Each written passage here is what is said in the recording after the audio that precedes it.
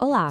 Hoje a gente vai explorar um sistema circulatório que corre em paralelo com nossas veias e artérias, mas que muitas vezes não recebe a mesma atenção, o sistema linfático. Ele é simplesmente crucial para o equilíbrio de líquidos e para a defesa do nosso corpo.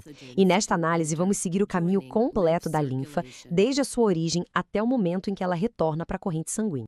Para começar, vamos dar uma olhada geral na anatomia do sistema. O que a gente vê aqui é uma rede imensa de vasos linfáticos, bem parecidos com veias, e órgãos como os linfonodos, o baço, o timo e as tônsilas. Cada uma dessas partes tem um papel bem específico nessa malha complexa de drenagem e de vigilância imunológica. O nosso percurso vai seguir 6 etapas-chave. Vamos ver como a linfa se origina, como ela é coletada pelos capilares, sua passagem pelos linfonodos, como ela se agrupa em troncos e ductos e, por fim, como ela volta para a circulação. E a nossa jornada pelo caminho da linfa começa num lugar um tanto inesperado. Não é nos próprios vasos linfáticos, mas sim dentro da corrente sanguínea, bem ali, no ponto de troca entre os capilares de sangue e os tecidos do corpo. Então, o que é exatamente a linfa? A ideia central é esta. A linfa é, na essência, o líquido que fica entre as células, o fluido intersticial, depois que ele entra num capilar linfático. A composição dela é muito parecida com a do plasma do sangue, só que com bem menos proteínas. E essa imagem aqui é fantástica porque ela visualiza o processo todo.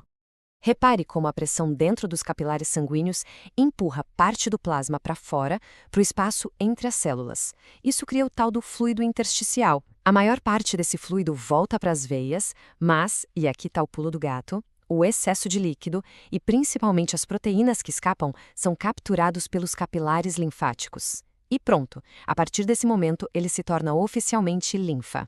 Ok, uma vez que a linfa foi formada, ela precisa ser transportada. E é aí que entra em cena uma rede super especializada de capilares e vasos coletores. É o ponto de partida de todo o sistema de drenagem. A microanatomia desses capilares linfáticos é fascinante. Diferente dos capilares de sangue que formam um circuito fechado, os linfáticos começam em fundo cego, como se fossem pequenos dedos de luva espalhados pelos tecidos. As paredes deles têm células sobrepostas que funcionam como válvulas de um só sentido, sabe? Elas deixam o líquido entrar, mas, e isso é crucial, não o deixam sair. E esses filamentos de ancoragem seguram o capilar no lugar, ajudando a abrir essas válvulas quando o líquido no tecido aumenta. Desses capilares minúsculos, a linfa segue para vasos um pouco maiores, os chamados coletores. E aqui a gente encontra outra peça de engenharia do corpo, as válvulas internas. Assim como acontece nas veias, essas válvulas garantem que o fluxo da linfa seja sempre numa única direção, empurrando o líquido sempre em direção ao centro do corpo. A próxima parada obrigatória no nosso trajeto são os linfonodos. E olha, eles não são só pontos de passagem, eles são verdadeiros centros de comando do sistema imune e estações de filtragem super organizadas. Vamos dar uma olhada por dentro de um linfonodo.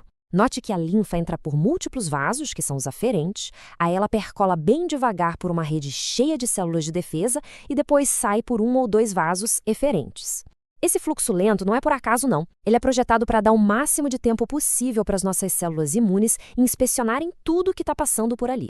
Ou seja, o ponto principal aqui é que eles são multifuncionais. Não são só filtros. Eles agem como quartéis generais para o nosso exército de defesa, ativando os linfócitos para combater invasores e servindo como barreiras físicas para impedir que infecções se espalhem.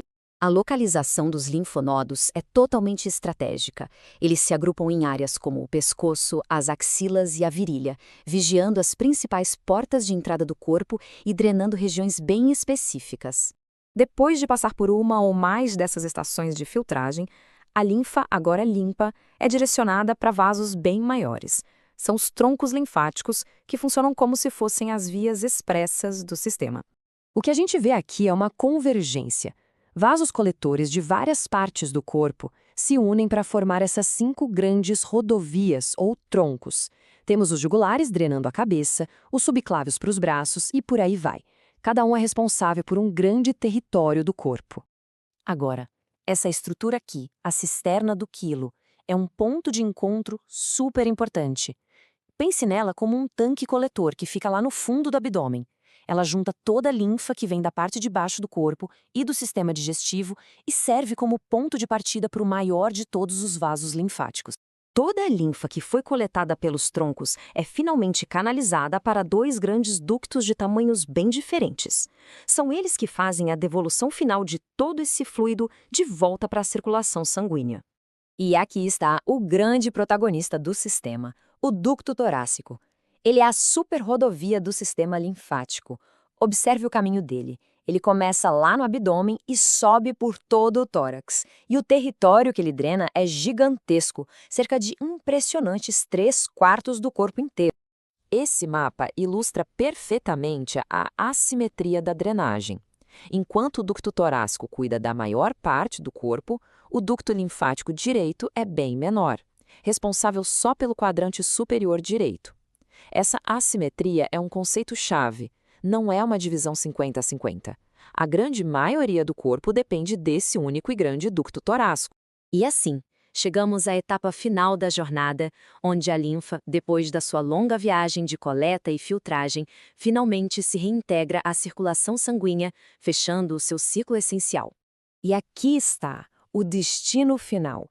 A linfa volta para o sangue exatamente nestes pontos, nos ângulos venosos, onde as grandes veias do pescoço e do ombro se encontram. O ducto torácico desemboca à esquerda e o ducto linfático direito à direita. Nesse ponto, a jornada termina e a linfa volta a ser parte do plasma sanguíneo.